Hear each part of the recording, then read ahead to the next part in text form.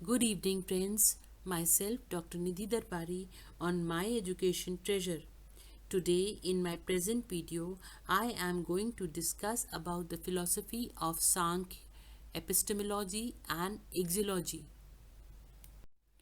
Sankhya, also Samkhya, or Sankhya, Sanskrit word Samkhya, is one of the six orthodox ascetic schools of Hindu philosophy. Sage Kapil is traditionally credited as the founder of Sankhya philosophy. It is regarded as one of the oldest philosophical systems in India.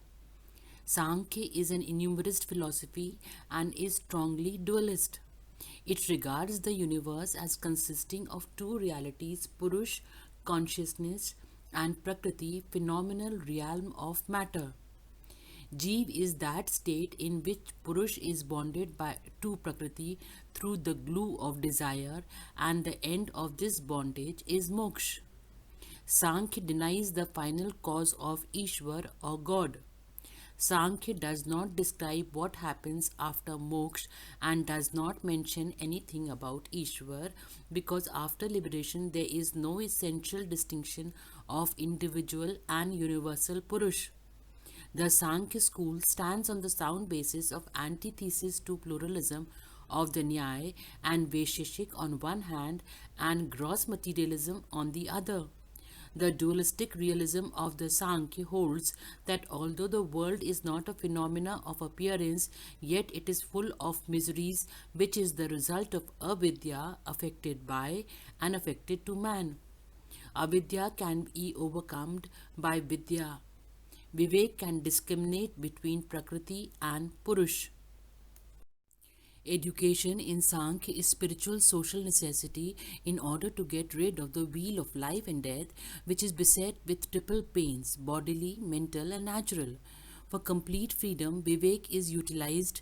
Knowledge, moral, and religious perfections are needed to purify Purush, that is pure consciousness, and at the same time it wants that the aim of life is to get rid of the sorrow of the world after getting final release from the rebirth process. By emphasizing the freedom of Purush from the bondage of material body through knowledge of the true nature of the self of Purush, this system provides in full sense of the term education as the process of lifelong education itself. According to the principles of Sankhya, an action or karma is already inherent in a cause, so it is true to remark that the development of man is already inherent in him, that is, man. Hence, the work of education is to bring about the development of man to the fullest extent. Sankhya accepts the Prakriti or matter and Purush, the spirit, as the fundamental elements, but it has clearly pointed out the basic difference between the two. According to Sankhya, true education is that which acquaints one with the difference between the two, Prakriti and Purush. Sankhya has great relevance for contemporary education. If we consider the modern view of education as development, then Sankhya postulates that development is only the unfolding of what already has potential existence, needs no modification to suit today's world. Sankhya psychological views also reflect modern learning theories.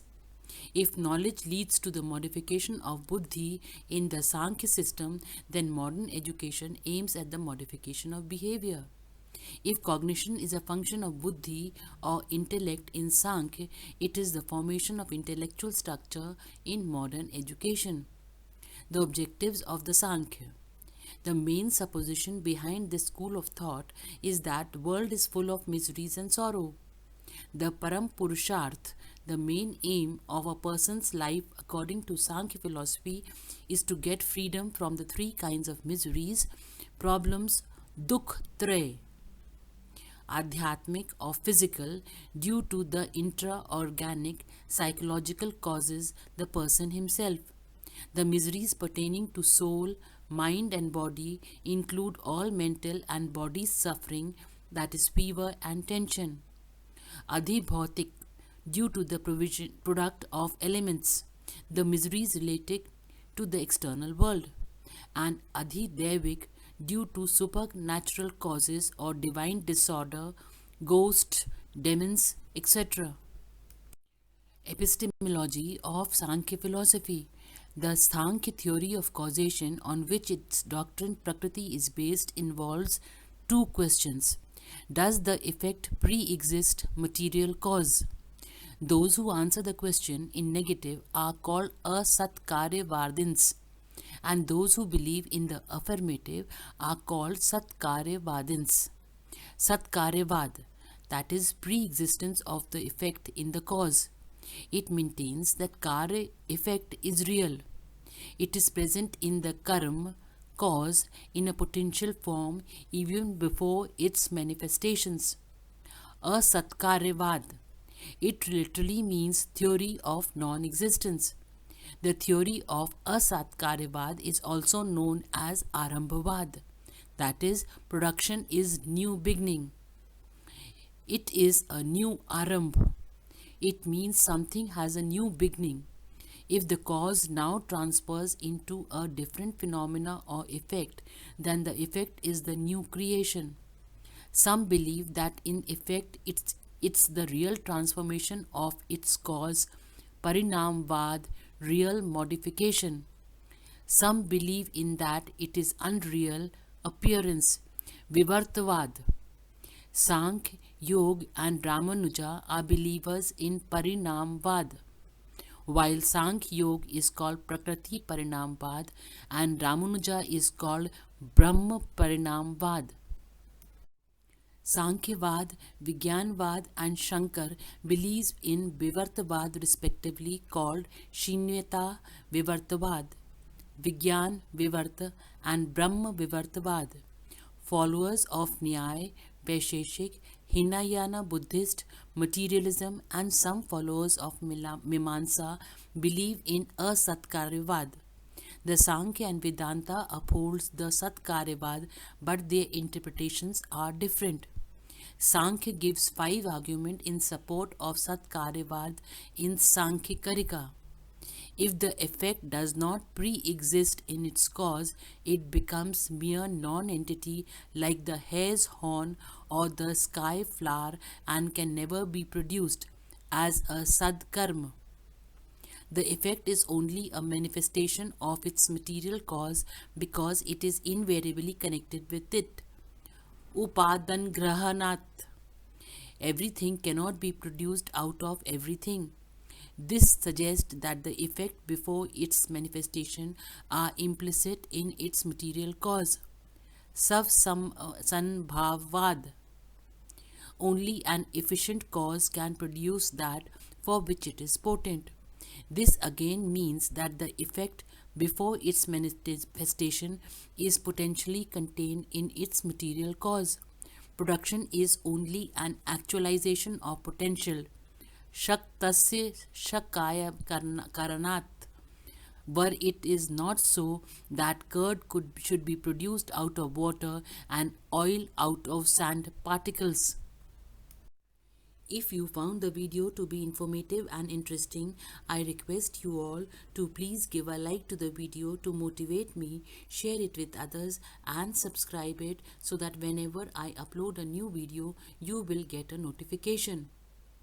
The effect is the essence of its material cause, as such identical with it.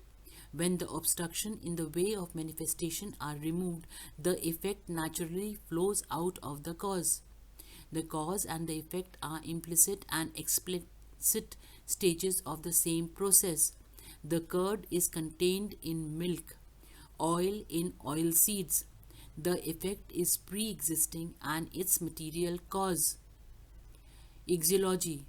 Purush appears to be born in bondage due to Prakriti catching the reflection of the Purush, cast its shadows upon it, and Purush, being confused, thinks himself to be the doer, enjoyer, and sufferer. Hence, removal of ignorance need to salvation and the law of karma and admitted by Sankhya. The value of yoga like yam, niyam, asan, pranayam, etc., ethical discipline of celibacy, non-violence, non-stealing, truthfulness, etc., altogether help in pure life. The Sankhya does not admit God in its system, as a result of which the destiny is determined by the individual's own efforts. Love for mankind and truthful life, kindness, compassion, honesty, benevolence, sacrifice, etc., are needed for smooth and efficient conduct of society. All the spiritual values are inclined to truth or good with beauty, but because of their idealism, they hesitate to identify beauty with truth or God. Moral beauty, beauty of supreme knowledge, which is the state of complete liberation of Purush, is better than beauty of highly good actions done in the world by an individual.